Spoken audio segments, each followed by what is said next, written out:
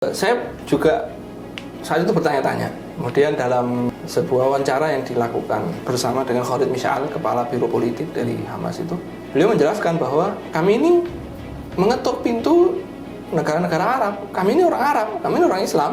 Kami nggak akan meninggalkan saudara kami sendiri. Kami minta tolong ya sama saudara kami sendiri. Kami ketuk, tidak ada jawaban. Kami nggak nyuruh kalian itu menggerakkan tank-tank kalian untuk membantu kami, nggak usah. Kami sudah bertekad untuk memikul sendiri tugas menyapu penjajah ini. Tapi kalau kalian sampai menggerakkan mobil bantuan makanan saja nggak bisa, ini yang kami nggak paham.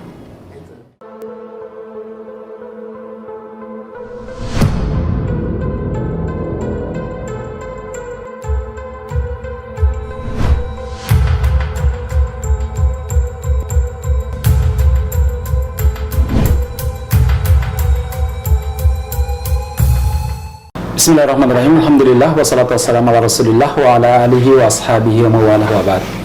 Ikhwan wal akhwat sholihin sholihat dimanapun Anda berada bersama kami di Andalus Media. Alhamdulillah kali ini kita bisa mengadakan podcast bersama dengan Ustadz kita, Ustadz Faiz Barajah Hafidhullah. Beliau adalah salah satu aktivis kemanusiaan, terkhususnya sahabat Al-Aqsa, Ustadz ya. Baik kawan-kawan sekalian, kita sapa dulu beliau. Assalamualaikum Ustaz Faiz. Waalaikumsalam warahmatullahi wabarakatuh. Sehat Ustaz ya? Alhamdulillah. Baik, barakallahu fikum.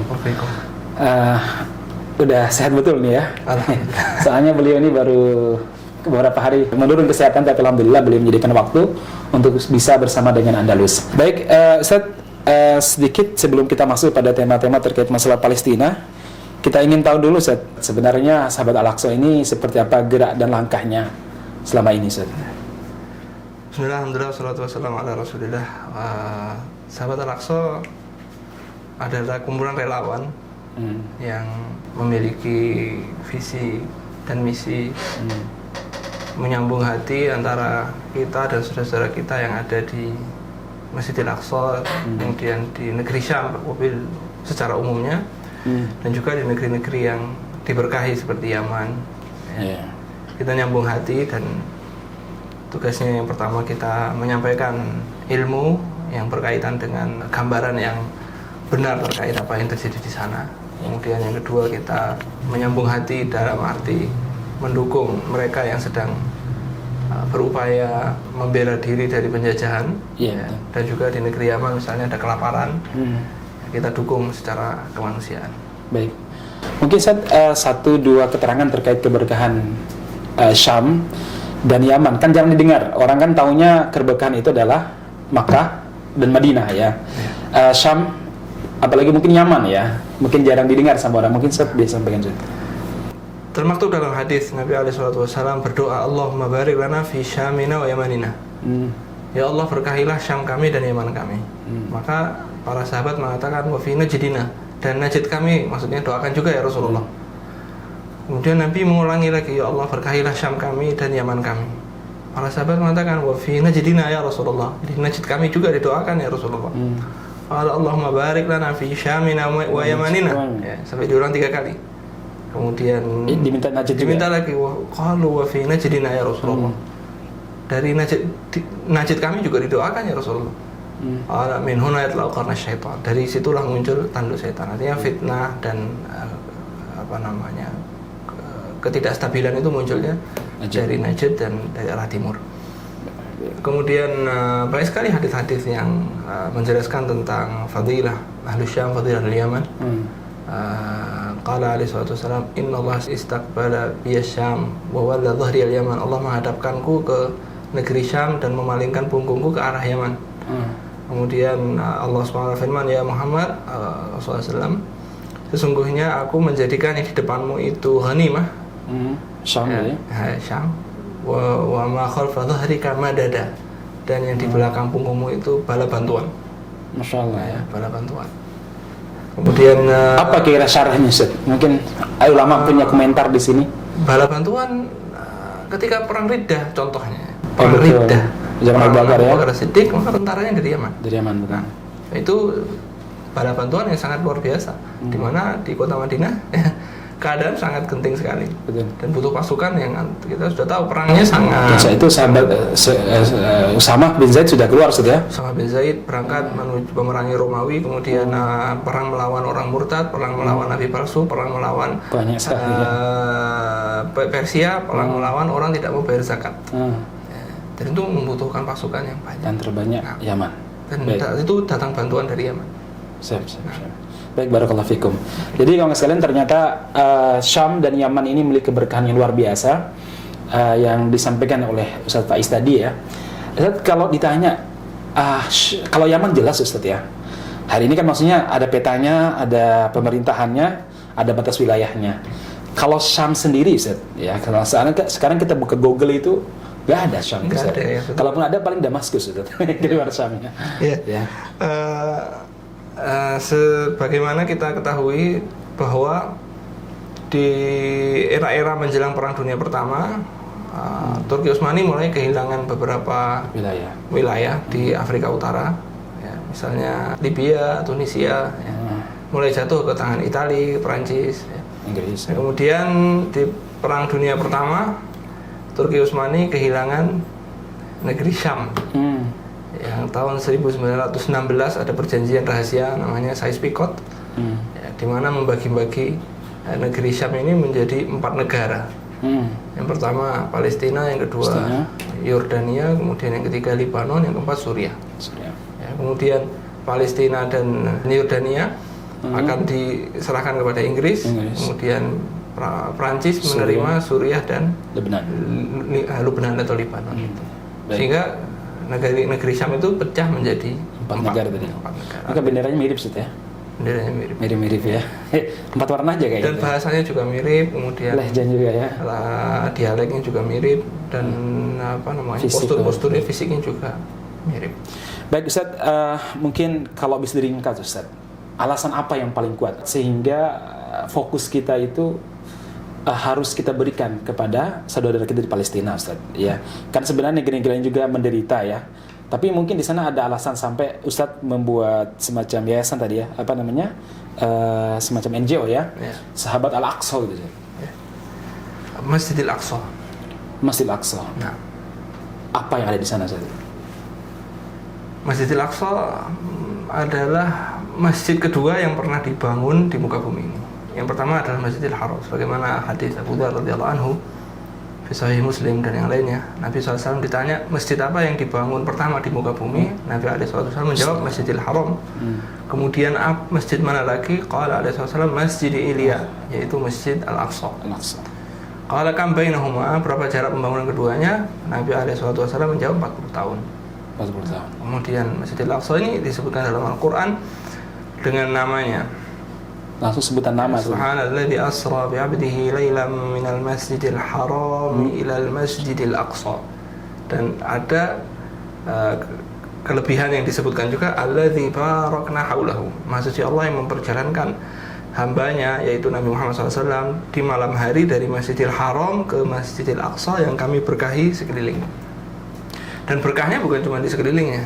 Sebagaimana dalam surah Al-Anbiya Nabi SAW Azza wa Jalla berfirman tentang Nabi Ibrahim yang Allah selamatkan, ya, wa najjaynahu wa lutan ilal ardi allati barakna fiha lil alamin. Dan kami selamatkan Ibrahim dan Lut menuju tanah yang kami berkahi di dalamnya lil alamin, sampai ke semesta alam. Ya, jadi keberkahan Syam itu melimpah ke seluruh alam. Ya, makanya harapan kami ketika kita cawe-cawe urusan Syam itu mudah-mudahan berkahnya nyampe kepada kita. Ya, nyampe ke Indonesia Ustaz ya. Baik. Atau yang pertama. Satu. Yang kedua, ketika Yusha ibn Nun, jadi setelah zaman Nabi Musa alaihissalam, Nabi Musa itu tujuannya 2 dakwahnya. Yang pertama mengajak Bani Israel untuk pulang ke Baitul Maqdis. Dan menyampaikan risalah tauhid ke Firaun. Karena Bani Israel saat itu beriman, tapi mereka ditindas. Nabi Musa dia perintahkan oleh Allah Subhanahu Wa Taala untuk membawa pulang Bani Israel ke Baitul Maqdis. setelah berdakwah kepada Fir'aun dan berakhir ditenggelamkannya Fir'aun dan sudah di bumi hanguskan oleh Allah dan dibinasakan, Nabi Musa menjalankan perintah Allah Azza wa Jalla untuk membawa Bani Israel pulang ke Baitul Maqdis. Apa yang terjadi? Bani Israel nggak mau. Mereka ini yang tinggal di Palestina ini, Baitul Maqdis ini Jabbarun, orang-orang yang kuat-kuat, besar-besar, kekar-kekar. Kami nggak masuk sampai mereka keluar. Kalau mereka udah keluar, baru kami mau masuk. Nggak mungkin, itu bukan perang. Ya. Akhirnya pada akhirnya setelah terlibat diskusi, mereka tetap nggak mau. Bahkan mengatakan pernyataan yang sangat menyakitkan. Inna lan nadkhulaha abadan ma damu fiha. Kami nggak akan masuk ke Baitul Maqdis selama mereka masih ada di sana. Fadhhab anta wa rabbuka faqatila innaha huna qa'idun. Kamu Musa, kamu pergi berdua bersama Tuhanmu saja, berdua berperang. Kami duduk di sini. Kacau juga tadi ya. Akhirnya marahlah Nabi Musa dan berdoa kepada Allah, dan Allah menghukum Bani Israel 40 tahun berada di masa tih. Masa ya terlunta-lunta, tidak punya tempat tinggal. Selama 40 tahun itu kalau bahasa kita tuh gembel di Gurun Sinai. Nah, setelah masa 40 tahun itu selesai, ya, Nabi Musa sudah meninggal di masa itu, dan beberapa tahun setelahnya Nabi Harun juga meninggal saat itu. Dilanjutkanlah oleh Yusha ibn Nun, Fata Musa, yaitu yang mengikut kepada Nabi Musa, bertemu dengan Khadir alaihissalam. Nabi Yusha ibn Nun memimpin Bani Israel untuk berperang. Ya. Ketika riwayat ini disebutkan dalam Musnad Ahmad dan juga dalam Sahih Muslim, ya, bahwa Yusha ibn Nun memimpin peperangan membebaskan Baitul Maqdis, tapi perang itu belum selesai, matahari mau tenggelam. Kita tahu bahwa peperangan dulu kalau matahari tenggelam harus selesai kan. Betul. Nah, padahal sudah melakukan banyak kemajuan, ini harus mundur lagi. Akhirnya beliau berdoa kepada Allah agar matahari ini tidak ditenggelamkan, dihentikan dulu. Maka matahari berhenti. Atas doanya Yusha. Ya? Atas doanya Yusha. Dalam riwayat, engkau ini hamba perintah Allah, utusan Allah juga, saya juga utusan Allah juga. Ya Allah, hentikan. Ini berhenti gitu ya. Sampai dimenangkan oleh Allah tentara Yusha ibn Nun, kemudian berhasil masuk ke Baitul Maqdis, barulah matahari itu diizinkan oleh Allah tenggelamkan. Apa kaitannya? Hari ini pernah ditanyakan kepada salah seorang pakar, apakah mungkin kan benda di langit ini kan bergerak semuanya. Betul. Semua ini kullun fi falaki yasbahun, semua ini bergerak pada poros yang sudah ditentukan oleh Allah Subhanahu wa taala, terus bergerak terus. Nah, pernah ditanyakan kepada salah satu pakar astronomi, mungkin nggak satu benda yang berputar itu satu itu berhenti? Dia bilang nggak mungkin. Ya. Dan disampaikan, tapi itu pernah terjadi. Disampaikanlah kisah itu. Kemudian beliau menjawab, kemungkinannya adalah Allah Azza wa Jalla bukan hanya memberhentikan matahari itu, tapi seluruh semesta ini dihentikan oleh Allah Subhanahu wa taala. Ya. Karena kalau diberhentikan satu saja, akan merusak, keseimbangan yang lain akan rusak. Artinya untuk mempersilahkan hambanya memasuki Baitul Maqdis ini, Allah hentikan seluruh gerakan seluruh alam semesta.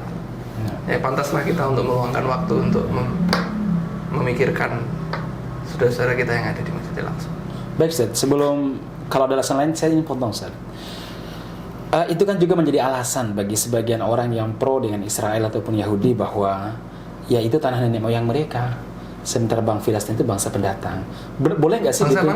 Bangsa Filistin itu bangsa pendatang. Oh, iya. Ya, itu tanah yang dikuduskan oleh Tuhannya Bani Israel ini. Itu keliru, Ustaz. Gimana cara berpikir? Kalau berbicara tentang itu, orang-orang Kanaan itu orang-orang Arab. Mereka sudah ada di situ. Kanaan Jabbarin itu ya. Sebelumnya lagi, mereka sudah tinggal di situ sudah ribuan tahun, Ustaz.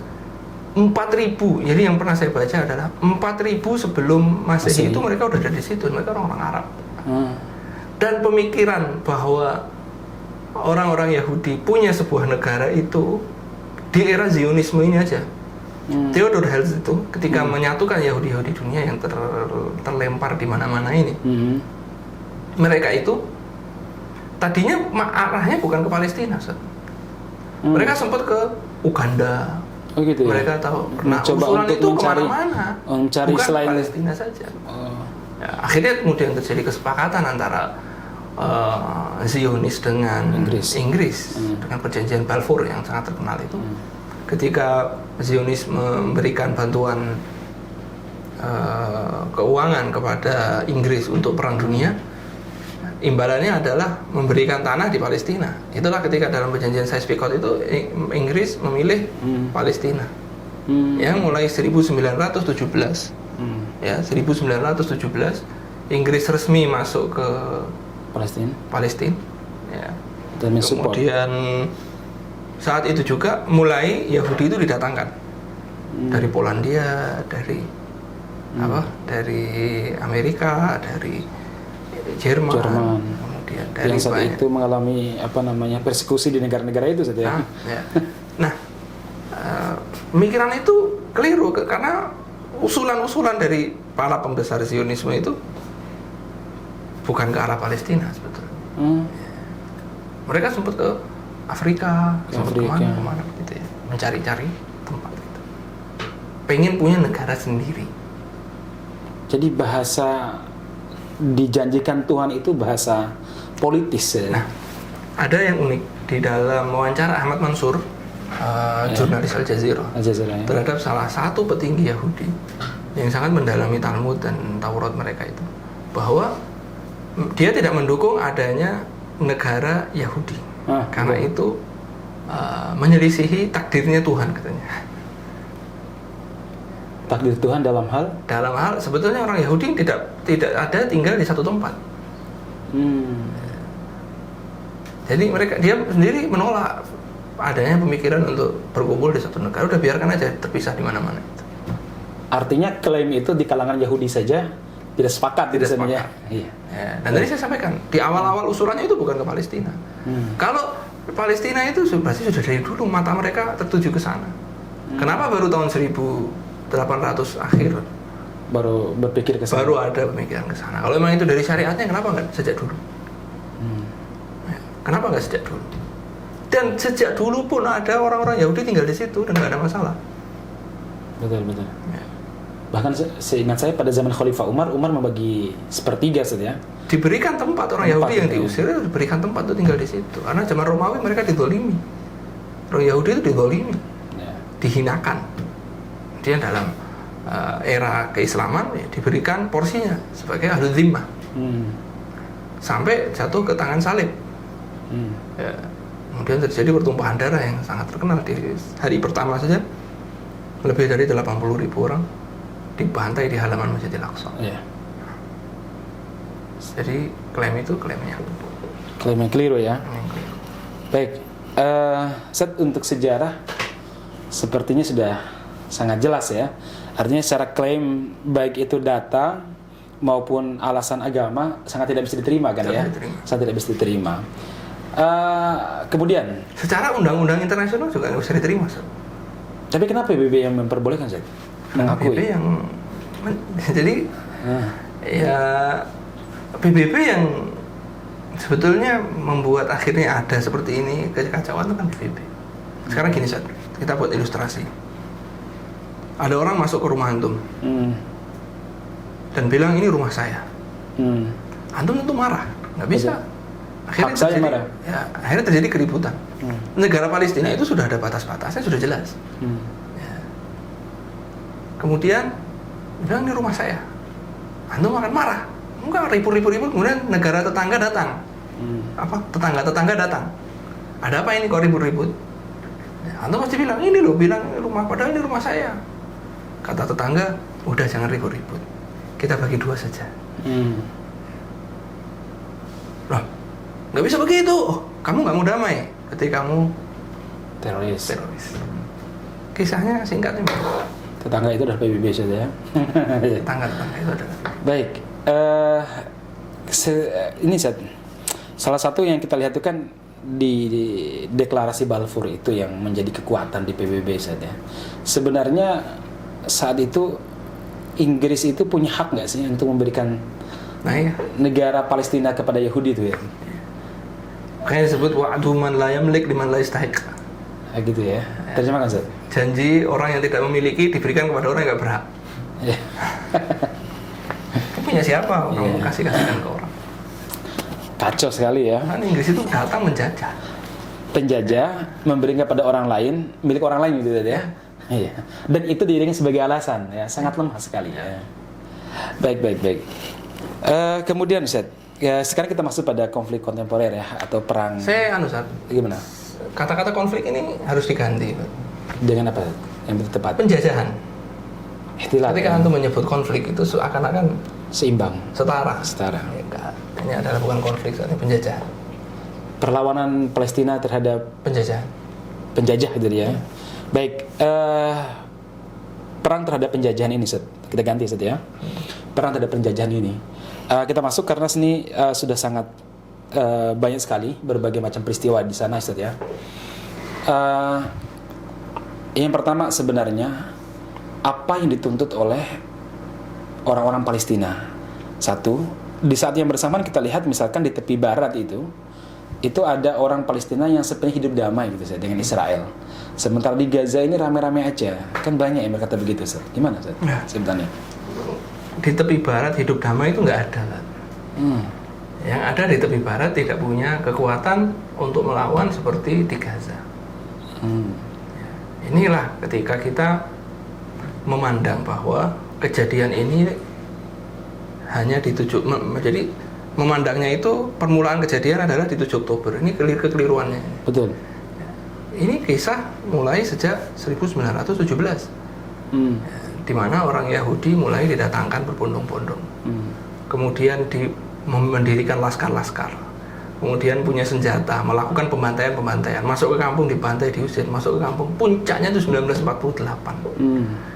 Dibantai di jalan-jalan kaum muslimin, dipaksa untuk keluar dari rumah-rumah mereka. Rumah-rumah mereka ini diratakan dengan tanah, dibangun pemukiman liar. Dan orang Yahudi dari luar didatangkan tinggal di situ ya. Tinggal di situ. Itu tanahnya siapa? Kemudian terjadi deklarasi tahun 48 berdirinya negara Israel. Ada batasnya, tepi barat, kemudian jalur Gaza itu masih warnanya hijau lah, bukan biru lah ya, kalau kita sebut biru itu kan Israel. Termasuk sebenarnya daerah Askolan yang sekarang itu nggak termasuk dulu saja ya? Enggak, 48 enggak, di tahun 48 enggak. Kemudian di tepi barat itu hampir semuanya bahkan tepi barat itu wilayah Palestina. Tapi makin sempit diambil. Sekarang itu tinggal tepi barat pun tinggal kecil aja. Gaza tinggal kitohnya ya. Gaza tinggal 360 km. Dan dihuni oleh 2,5 juta orang. Sangat padat banget. Itu paling padat di dunia, pemukiman paling padat di dunia. Secara kepadatan penduduk 1 meter persegi itu satu orang itu hidup mengambil wilayah itu 3 meter persegi. Satu orang hidup itu 3 meter persegi. Di sana 1 meter persegi diisi 6 orang. Jadi 3 meter itu isinya 18 orang. Jadi ketika kita melihat angka korban itu ya jelas, karena begitu padatnya ya. Mati banyak orang. Sebenarnya Gaza itu letaknya bagaimana? Mungkin nanti kita bisa gambarkan di apa namanya. Ya. Maksudnya kenapa Gaza ini menjadi sasaran utama? Gini, ya. Itu ketika ceritanya panjang. Ketika mulai adanya PLO ya, Yasir Arafat, kemudian adanya perlawanan, tapi asasnya adalah Arab dan nasionalisme. Terus berlanjut hingga adanya kesepakatan normalisasi secara rahasia di Madrid, ditandatangani atau ada pembahasan yang kemudian berlanjut pada normalisasi antara Palestina dan Israel. Palestina diwakili oleh PLO ya. PLO. Adanya solusi 2 negara. Ya. Jadi sejak itu PLO di perjanjian Oslo di Norwegia tahun 1991 atau 3 ya, saya lupa. Itu pasca Intifada pertama. Sehingga mereka tidak lagi melakukan perlawanan bersenjata, sehingga semua hak-hak itu dilakukan dengan cara damai. Ya, kemudian mengupayakan berdirinya dua negara yang adil. Ya, kemudian perjanjian sebelumnya tahun sebelumnya sudah ada normalisasi pertama yang dilakukan oleh Mesir di perjanjian Camp David. Ya, perjanjian Camp David, sehingga Mesir mengakui adanya negara Israel. Ya, dengan konsekuensi Sinai dikembalikan dalam perang 6 hari yang kalah itu kan. Di Mesir ya? Ya, Mesir, Irak, Lebanon, Suriah itu kalah semua dalam waktu 6 hari. Itu 5 negara kalah dalam 6 hari itu juga. Kenapa ada pertanyaan itu? Ya, kita nggak tahu apa yang terjadi. Ya kita udah sama-sama tahu lah apa yang mungkin terjadi. Kemudian normalisasi berikutnya adalah normalisasi dilakukan oleh Palestina itu sendiri yang diwakili oleh PLO setelah Intifadah yang pertama, sehingga tahun 2000 terjadi Intifadah yang kedua. Ya. Dan tahun 93 itu 92 mulai didirikan laskarnya Hamas. Jadi Hamas itu akhir tahun 80-an didirikan oleh Syekh Ahmad Yasin, membuat harokah gerakan perlawanan Islam. Jadi asasnya adalah Islam. Bukan nasionalisme, bukan Arab. Jadi kalau hari ini ada yang menuduh bahwa Hamas itu gerakan nasionalisme itu buta peta betul ya? Karena mereka memandang ini udah gagal, sudah normalisasi gitu. Dan kalau kita baca cerita Syekh Abdul Azam kan, beliau adalah pejuang di PLO yang kemudian merasa ini sudah nggak bisa, sudah kondusif, akhirnya beliau mencari tempat jihad di Afghanistan. Nah, ketika berdirinya Harokah Al-Muqawamah Islamiyah, didirikan oleh Syekh Ahmad Yasin, beliau fokus melakukan perlawanan yang berasaskan Islam. Kemudian dilakukan pembinaan pemuda, ya, dibimbing secara keislaman dan berpusat di jalur Gaza. Ya, di jalur Gaza karena mereka diusir ke jalur Gaza. Jalur Gaza itu apa? Tempat apa jalur? Kan sebutnya jalur. Kita nyebutnya Qita Gaza itu jalur distrik ya. Mungkin lebih besar dari kawasan kawasan Gaza. Itu berbatasan langsung dengan Mesir. Nah, lanjut dan darat. Nah, dia bermarkas di situ, membuat perlawanan upaya-upaya pendidikan, pengkaderan, ya. Kemudian adanya biro politik juga, artinya secara politik ingin eksis di dunia politik, mencari dukungan internasional untuk melakukan perlawanan, tidak pakai kata jihad waktu itu kan. Harokah Al-Muqawamah, perlawanan, tidak pakai kata-kata jihad. Nah, di Intifadah yang kedua tahun 2000 ketika Perdana Menteri Israel, siapa namanya? Sharon, ya, membuat kekacauan di Masjidil Aqsa. Akhirnya terjadi perlawanan. Kali ini bukan pakai batu lagi intifadahnya, tapi sudah ada senjata, tapi sangat minim sekali. Ya, sangat minim sekali. Artinya mereka sudah menunjukkan adanya eksistensi perlawanan bersenjata dengan rasa baru, ya, ada Islam gitu. Nah, kemudian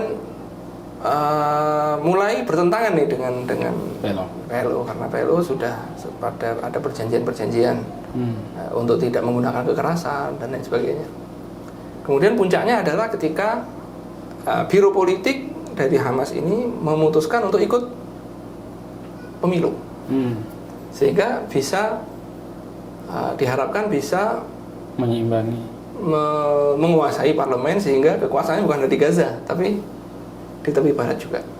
Kan PLO ini diberikan dalam buah perjanjian itu, Oslo itu kan diberikan otoritas tepi barat, otoritas di tepi barat dan Gaza. Ya, di tepi barat dan Gaza. Jadi sekarang presidennya adalah Mahmud Abbas di tepi barat dan Gaza. Itu Hamas menang, mayoritas parlemen itu dikuasai. Gitu ya. Ya, kemudian tiba-tiba pemerintah dibubarkan, terjadi inqisam ad-dakhili, istilahnya perpecahan di dalam Palestina antara Hamas dan PLO. Kemudian berbuntut, Hamas itu ditangkapin oleh Fatah dan diserahkan ke Israel. Kemudian mereka karena punya eksistensi di Gaza, menguatkan tempatnya di daerahnya itu, dan berhasil mengusir Yahudi yang ada di situ. Pemukiman liar itu dikosongkan semua, diusir semua Yahudi dari jalur Gaza. Yang berbuntut jalur Gaza akhirnya dikunci, ditutup tahun 2004, 2005. Dibangun tembok setinggi 8 meter mengunci jalur Gaza. Dan Hamas menolak pemerintah dibubarkan. Ya sudah, kamu nggak mau mengakui saya nggak butuh pengakuanmu. Kita tetap pemerintah. Akhirnya pemerintahannya terpusat di jalur Gaza. Nah, dikunci dari darat, laut, dan udara. Mereka nggak punya airport. Mereka nggak bisa menggunakan lautnya. Pelabuhan nggak ada. Pelabuhan nggak bisa buat pelabuhan. Jalur masuk pun nggak dari darat. Dari darat satu-satunya adalah lewat Mesir. Perbatasan dengan Yahudi, lewat tembok-tembok itu, dan lewat Mesir. Sampai 2008, harapannya dengan dikepung seperti itu, masyarakat itu mengangkat bendera putih, menyerah. Sehingga saat itu dibombardir Gaza di akhir 2008, di bulan Ramadan waktu itu. Dibombardir habis-habisan, ya, harapannya masyarakat makin mengangkat bendera putih. Tapi yang mereka harapkan justru berbalik. Dalam bahasa Arabnya tajri riyahu bima la tashtahi sufun. Kapalnya pengennya ke sana tapi anginnya membawa ke tempat yang lain. Justru masyarakat makin kokoh, makin mantap dukungannya terhadap perlawanan bersenjata. Ya, ketika terjadi bombardir, mereka mengira sudah menyerah. Ya, kemudian saat itu pejuang membuat roket kecil-kecilan. Ya, cuman menembus tembok aja untuk ke tempat-tempat sekitar luaran tembok saja. Dibalas ya dengan seperti itu aja. Kemudian akhirnya masuklah tentara itu lewat darat. Ya, karena untuk menguasai tempat nggak mungkin cuma dibombardir, harus masuk. Begitu masuk dihabisin. Dihadang oleh para pejuang. Dihabisin. Ya, betul-betul para pejuang itu keluar di belakang mereka lewat terowongan-terowongan itu. Dihabisin. Artinya kalah. Kemudian mereka menggunakan penengah-penengah dari Mesir dan dari tempat lain untuk gencatan senjata. Gitu ya, kalah langsung gencatan senjata ya? Ya, gencatan senjata. Dan diulang lagi tahun-tahun berikutnya, tahun 2014. Kemudian terakhir 2022. Paling parah ya sekarang ini. Ya, sekarang ini. Artinya sudah 23 hari belum ada tanda-tanda adanya gencatan senjata atau mereka juga belum masuk darat, dan mereka tunggu-tunggu itu kapan masuknya, silahkan masuk. Taib. Kamu tidak akan keluar kecuali mati atau sebenarnya berita terbaru sempat maju Zat. Mundur lagi. Ya baru maju. Coba-coba mundur lagi Zat. Baik Zat. Ini Zat, mungkin Zat punya jawaban ya terhadap keraguan-raguan sekarang ya. Jadi seakan-akan kalau bantu Palestina itu bantu Hamas Ustaz. Pertanyaan saya itu dan pertanyaan para netizen itu, apakah di Gaza itu cuma Hamas yang menguasai itu bagaimana sebenarnya? Ya. Secara mayoritas memang Hamas yang punya akses dominasi, mendominasi lapangan. Tapi di lapangan itu ada beberapa kelompok seperti Harakat Jihad Al-Islami dan beberapa gerakan Royal Quds. Ya, Royal Quds. Jadi memang dominasi ada di Hamas. Dan artinya, Hamas punya biro politik yang punya hubungan politik dengan beberapa negara. Iya. Seperti dengan Qatar ya. Dengan Iran, dengan Lebanon. Ustaz, mungkin Ustaz sudah mendengar juga ada salah seorang pendakwah yang mengatakan bahwa Hamas itu buatan Israel atau kerjasama dengan Israel atau Iran lah bahasanya kalau paling gampang. Justru petinggi-petingginya membiarkan bawahannya meninggal dengan perang seperti itu, sementara mereka menikmati hidup di hotel berbintang seperti Qatar. Ini Ustaz mungkin bisa memberikan pengarahan ya. Karena bagaimanapun ini kalau diulang-ulang terus itu menjadi sebuah pembenaran Ustaz. Gini Ustaz, saya ingatkan orang-orang seperti itu dengan firman Allah SWT, satu kitabu syahadatuhum yus'alun. Persaksian mereka itu akan ditulis dan akan dimintai pertanggungjawaban. itu nggak akan berlalu begitu saja, akan mereka pertanggungjawabkan. Semua yang kita omongkan itu ada perhitungannya. Wa inna rajula la yatakallamu bil kalimah la yulqi biha balan, la min sakhatillah la yulqi bihi balan, la yulqi biha balan yahwi biha fin nari sab'ina kharifan. Orang ngomong suatu kalimat yang dia nggak peduli, ngomong begitu saja, lepas begitu saja, nyeplos, masuk ke neraka 70 tahun lamanya. Itu yang pertama. Yang kedua, al-hukmu 'ala syai'i far'un an tasawwuri. Ini kaidah. Menghukumi sesuatu itu adalah cabang dari gambaran kita terhadap sesuatu. Artinya ketika gambaran kita terhadap sesuatu itu jelas, maka menghukumnya akan tepat. Nah, orang-orang seperti itu nggak pernah ke Palestina, nggak pernah ini, nggak pernah itu. Diajak tabayun juga nggak mau.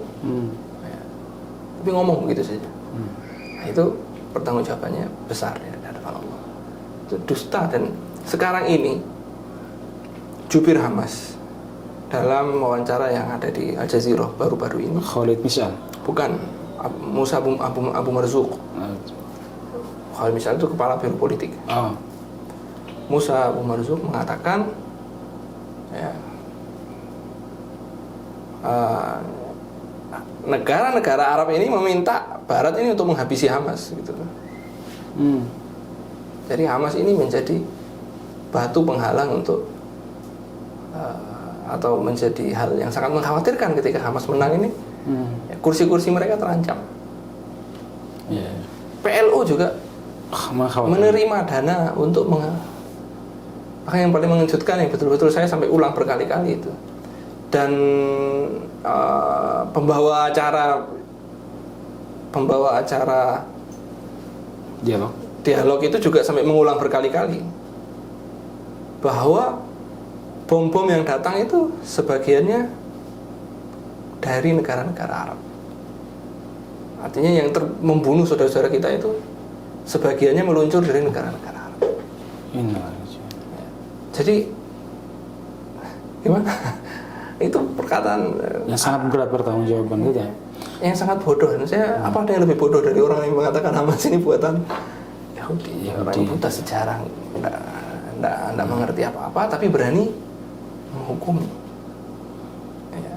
Mudah-mudahan bukan Ruwaibit saja. Baik ya. Dalam hal ini Qatar sebagai apa? Kok seperti memberi naungan kepada Hamas ya dibandingkan negara-negara lainnya? Ya, Qatar kiprahnya sangat positif di kancah perpolitikan, terutama dalam hal membantu saudara-saudara kita seperti di Afghanistan. Betul. Ya, kemudian sangat membantu proses kemerdekaan dan kelancaran perjuangan saudara-saudara kita di Afghanistan, kemudian juga di Palestina, kemudian di Suriah. Ya. Mereka punya upaya yang sangat layak untuk diapresiasi. Diapresiasi. Sehingga punya kantor di sana. Ya, dan itu yang tadi disebut tinggal di hotel mewah dan sebagainya. Mereka tinggal di hotel, mereka tinggal di kamar, di rumah gitu ya, bukan di hotel, di kantor. Dan mereka berjuang di sana ya. Kalau semuanya maju ke medan perang, terus siapa yang melakukan lobby-lobby politik kemudian? Ya. Artinya kalau semuanya harus ikut berperang itu orang yang pikirannya sangat. Sekarang pendirinya siapa saat Hamas? Kemana mereka? Oh, banyak gugur ya. Sudah syahid semua. Angkatan-angkatan pertama siapa? Syahid. Semua sudah syahid. Masuk Syekh Ahmad Yasin rahimahullah.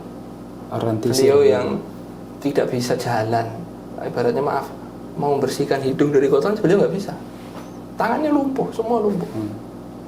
Ya, mau sholat subuh di bom pakai roket yang untuk menjatuhkan satu gedung, ya, sampaikan ke satu orang saja. Dr. Abdul Aziz Rantisi, syahid semua. Jadi kalau bilang mereka itu, ya mereka ada yang bidang politik, menggalang dukungan internasional, dan sangat penting untuk itulah kadang kita ini jauh dari praktek ilmu politik sehingga kita nggak bisa memahami kadang-kadang beberapa langkah-langkah. Iya. Gitu. Betul. Nah, jadi contohnya lanjut. Sekarang Rusia Rusia punya keuntungan. Sekarang mereka mengundang Hamas untuk datang ke Rusia. Oh ya? Ya. Ada ya. Saya berusaha membaca, dan dari keterangan-keterangan yang saya baca dari ulasan-ulasan di media tentang pandangan-pandangan para pengamat politik, ya Rusia punya keuntungan dengan perangnya dengan Ukraina, di mana perhatian Amerika fokus terhadap Israel sekarang, sehingga Ukraina tinggal. bisa jadi. Bisa jadi. Bahkan saya dengar Israel itu semacam apa ya, barter kekalahan mereka di Ukraina gitu nih. Jadi mereka kalah di Ukraina, banyak yang melarikan diri para petinggi militernya. Jadi untuk menahan bahwa kami masih eksis itu kami. Dan sebelum Ukraina memang Amerika sudah memberikan bantuan tanpa batas. Tanpa batas, betul. Tanpa batas. Kalau ditanya kenapa sih? Ya itulah proyek mereka di Timur Tengah. Itulah Proyek politik atau ada kaitan semuanya. ideologi sih? Ideologi politik semuanya ada di situ. Kalau ideologi apa sih?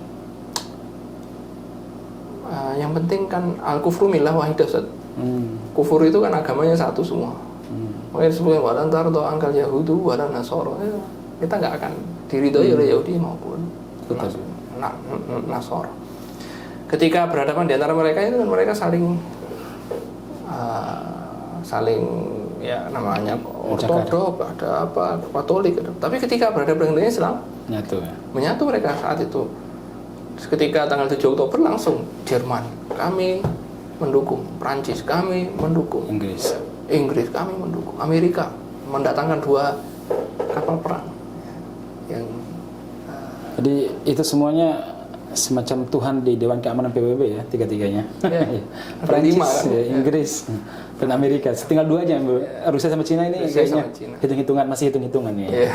Iya. Baik, Zed. Tadi kembali kepada Hamas Israel. Kalau terkait tentang kedekatan mereka dengan Hizbullah atau Iran sejauh mana dan sebabnya apa sebenarnya? Saya juga saat itu bertanya-tanya. Kemudian dalam sebuah wawancara yang dilakukan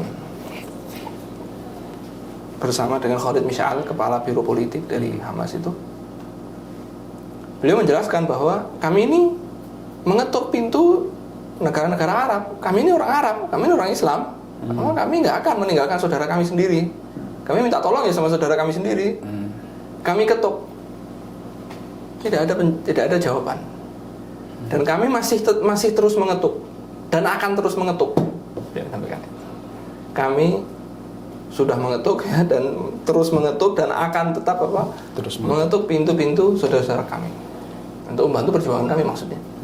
Tapi tidak ada yang menjawab, dan orang Iran itulah yang mengetuk pintu kami nggak ngetuk pintu mereka gitu. Mereka menawarkan diri ya? Tidak menawarkan diri, dan tidak ada tidak ada yang harus dibayar. Mungkin ada biaya-biaya yang harus dibayar, adalah apa? Bagusnya nama Iran dan Hizbullah di mata masyarakat dunia, yang awam terutama ya. Bagusnya nama mereka. Tapi kita lihat bahwa Hamas itu dulu mereka beroperasi dari Suriah di bawah lindungan Bashar Assad.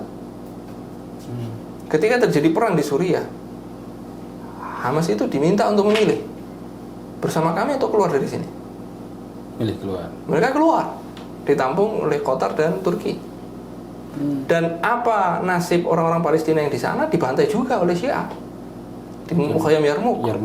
Ya. Ketika diusir besar-besaran itu, ada yang pergi ke Yordan, ada yang pergi ke Suriah. Di sana dibuatkan di Mukhayam Yarmouk dan dibantai juga di situ orang Islam. Jadi kalau bilang Hamas Syiah itu, ya itu tadi tuduhan yang sangat serius. Artinya kalau mereka mendapatkan bantuan, memang satu, mereka tidak menawarkan diri atau meminta. Tidak minta. Yang kedua, ya memang itu inisiatifnya Iran dan Hizbullah sendiri ya. Dalam kondisi rakyat yang susah, kalau ada yang bisa bantu, apa salahnya kan begitu ya. Ya, baik. Beliau nyatakan kami siap menerima bantuan dari manapun tanpa syarat. Misalnya tiba-tiba ada negara barat memberi bantuan, ya saya akan terima. Tapi nggak ada yang, kita nggak mau bayar. Kita nggak mau bayar. Siap. Kalau ini Zed, di saat yang bersamaan kan, kalau kita melihat seharusnya orang Arab adalah orang yang paling punya kepentingan dalam masalah ini. pemerintah mau saya, kalau masyarakat kita lihat dukungan terhadap Palestina luar biasa ya. Sebenarnya apa yang mengunci mereka sampai tadi melakukan hal yang sangat tidak manusiawi tadi Ustaz? Saat di Mesir ada pertemuan darurat negara-negara Arab kemarin ini, setelah sekian hari tidak ada ada gerakan, kemudian mereka berkumpul di Mesir, dan dari perkumpulan itu tidak ada hasil. Hatta bayan penutupan itu nggak ada, pernyataan bersama nggak ada, ya udah kumpul nggak ada hasilnya apa-apa, udah mereka pulang. Susah banget ya orang pemerintahan Arab Ustaz ya. Juru bicara kata Ibnu Qassam sampai mengatakan, kami nggak nyuruh kalian itu menggerakkan tank-tank kalian untuk membantu kami, nggak usah, kami sudah bertekad untuk memikul sendiri tugas menyapu penjajah ini. Tapi kalau kalian sampai menggerakkan mobil bantuan makanan saja nggak bisa, ini yang kami nggak paham. Itu mereka sampai mengatakan, kami yang ini yang kami nggak paham. Sampai dibuat anekdot ya, itu kan tugasnya wanita ya. Pada zaman dulu tugas wanita itu ya. Baik, Ustaz. Oh ya, sebenarnya kita ingin bicara Saudi, tapi Saudi ini luar biasa juga ya. Di saat saudaranya sedang terintimidasi seperti itu, malah ada riat sistemnya ya. Semoga Allah yahdihim ya. Baik, ini Ustaz, terkait tentang terbaru ya, tahun 7 Oktober 2023 kemarin. Sebenarnya faktor utama Hamas sampai melakukan serangan pertama kali, atau sebenarnya ada proses yang membuat Hamas harus berbuat seperti itu ya, atau gimana sebenarnya ini? Kan sekarang banyak menyalahkan gitu nih ya. Lah itu tadi saat poinnya adalah kenapa melihat hal ini dari 7 Oktober. Kenapa nggak melihat dari 1917 di mana banyak kaum muslimin dibantai? Kenapa yang ditanya kenapa Hamas, tapi nggak tanyakan kenapa Israel membantai gitu loh. Kenapa Hamas menyerang ya? Kenapa pertanyaan itu nggak ditanyakan? Kenapa Israel membantai? Selama ini kamu diam, nggak mempertanyakan Israel membantai. Sudah sejak 1917 Inggris masuk, 1920-an mulai ada laskar-laskar, mulai merebut tanah, mulai membantai. 1948 pembantaian besar-besaran. Kemudian 1948 dibikin negara, ada Nakbah yang orang diusir dari tanahnya. Ya, sampai ke terlunta-lunta di Yordania, di Suriah, di Lebanon. Ya, itu kenapa nggak ditanyakan? Siapa yang menyebabkan ini semuanya? Kemudian perluasan yang ngambil tanahnya kaum muslimin dibantai, dan sampai hari ini masih itu perebutan terus diambil. Ya. Ad-Mallum yang didolimi ditanyakan ya? Ya didolimi ditanyakan, kamu kenapa melawan? Ya mendolimi. Ya itu yang pertama. Yang kedua saat dalam menghukumi itu tadi saya sudah sebutkan sebagian ya. Far'un tasawwur. Ya. Makanya ketika seorang ulama, seorang alim ketika berijtihad menyimpulkan atau menetapkan sebuah hukum dalam suatu masalah, itu yang dilihat adalah satu nas-nas syar'i. Ya, nas-nas syar'i. Kemudian diaplikasikan sesuai dengan realita. Makanya sangat disayangkan ketika sebagian umat Islam itu justru bilang, kenapa mereka nggak tanya sama ulama gitu ya? Kenapa mereka nggak minta fatwanya ulama terus seakan-akan para pejuang di Gaza ini sekelompok anak muda buta huruf yang nggak ngerti apa-apa, ya tiba-tiba dengan modal semangat kemudian asal berperang. Mereka itu punya ulama, mereka punya Dewan Syuro. Mereka punya di Gaza itu masyarakat penuh hufadzul Quran, penuh ulama. Ada Jamiah Ghazal Islamiyah, ada yang menelurkan para ulama-ulama. Ya, enggak sembarangan. Artinya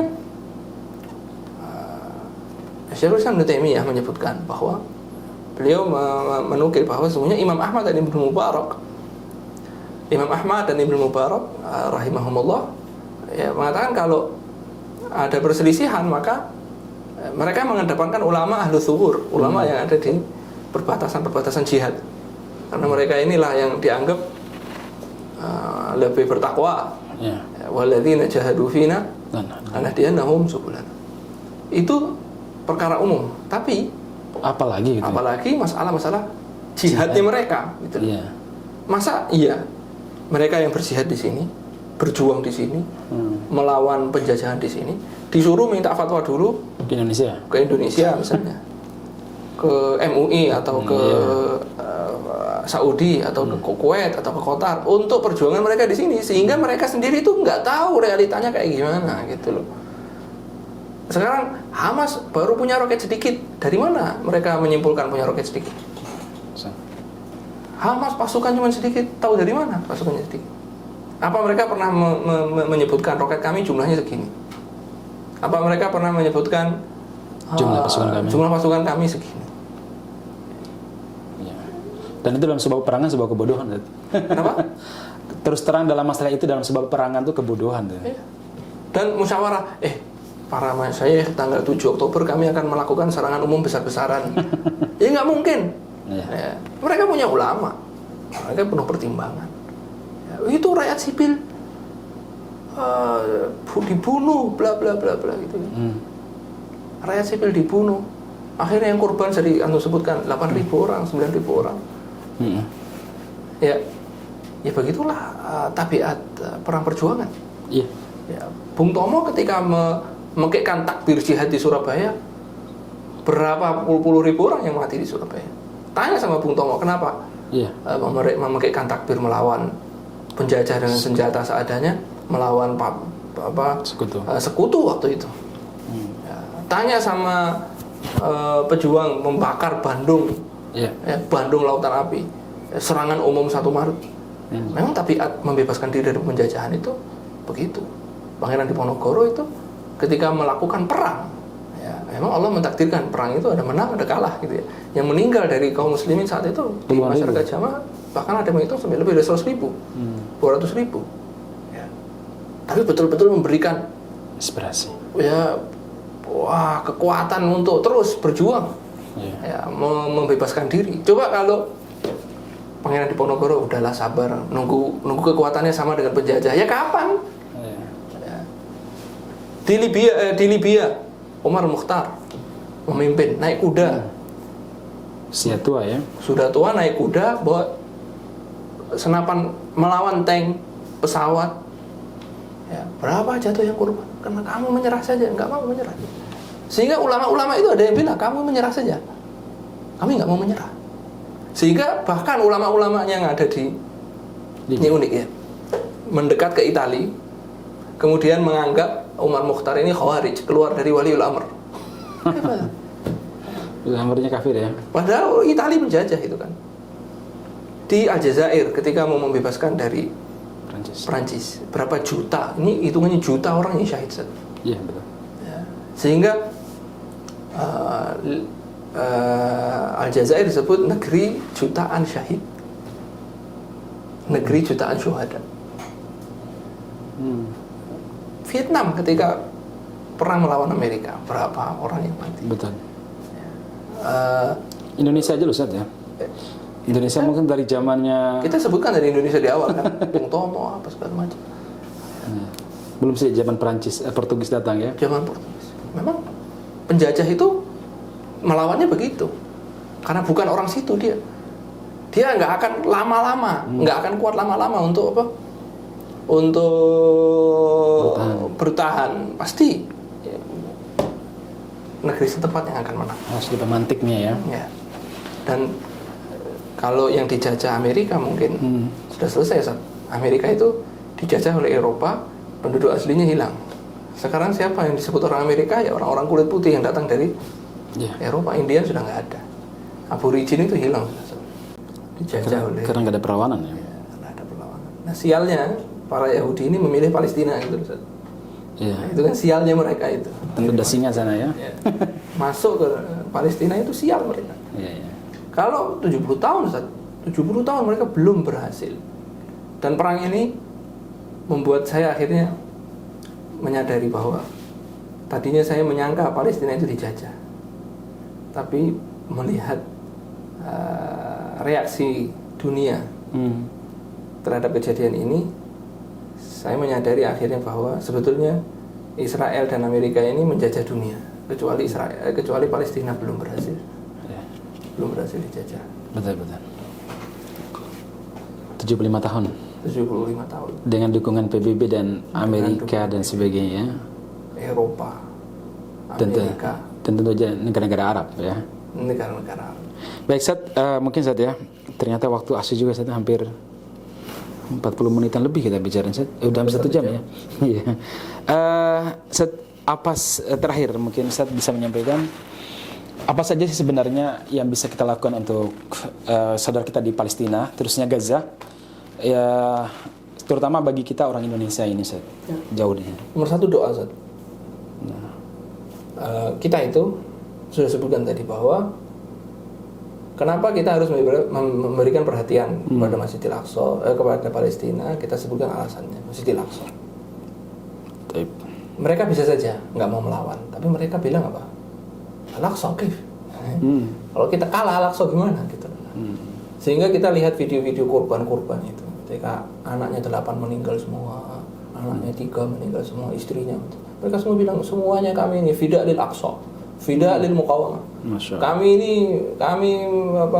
menjadi bahan bakar untuk semuanya kami serahkan demi pembelaan, demi perlawanan, demi Masjidil Aqsa. Artinya mereka dengan sabarnya itu. Yang sebetulnya tanah itu bukan cuma tanah mereka, saat itu milik kita juga. Umat Islam juga. Ini milik orang Islam, Masjidil Aqsa ini nggak main-main. Bukan milik orang Arab, bukan milik orang Palestina, milik orang Islam semuanya. Maka sebetulnya kita itu harus di sana, tapi kita nggak bisa sekarang. Keadaan nggak memungkinkan. Maka apa yang kita lakukan? Ya kita dukung.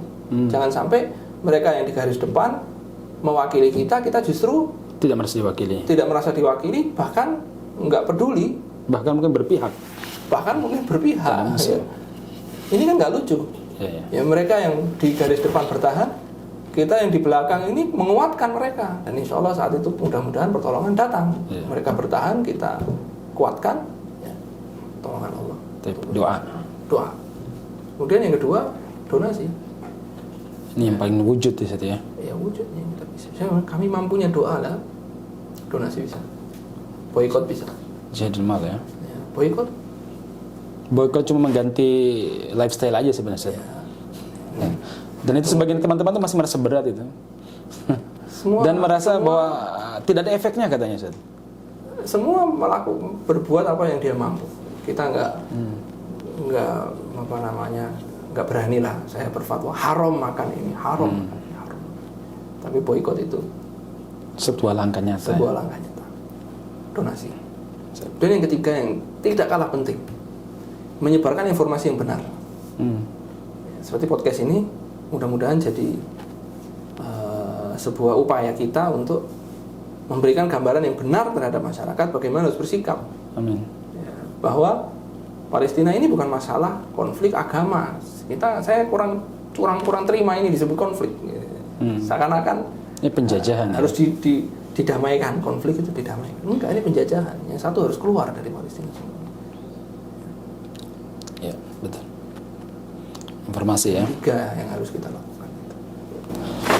Baik, barakallahu fikum. Luar biasa, kawan-kawan sekalian, kita mendapatkan informasi yang luar biasa dari Ustaz Faiz, mulai dari sejarah sampai pada beberapa syubhat yang terbantahkan.